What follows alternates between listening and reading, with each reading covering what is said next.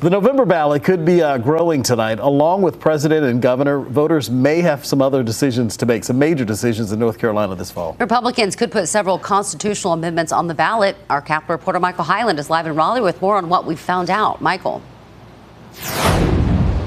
Well, Republicans confirmed to us they are seriously talking about this, though they wouldn't tell us every potential amendment they're considering. However, some new polling out today gives us an idea.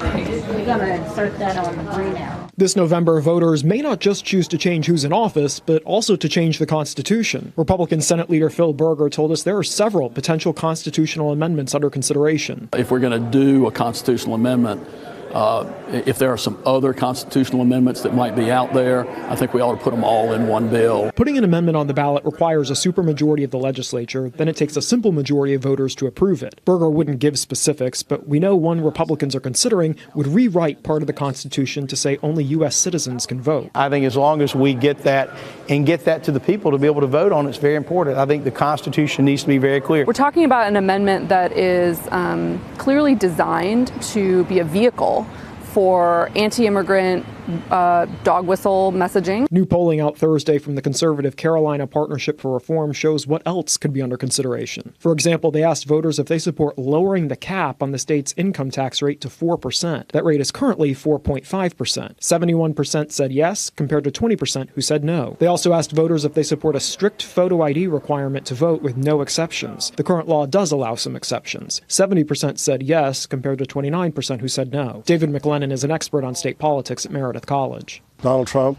even among Republicans, is not as popular as he once was, and Mark Robinson's controversial. So this could be a way of particularly driving turnout on the Republican side.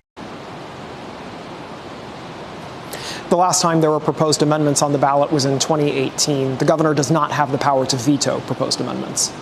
Live in Raleigh, Michael Hyland, CBS 17 News.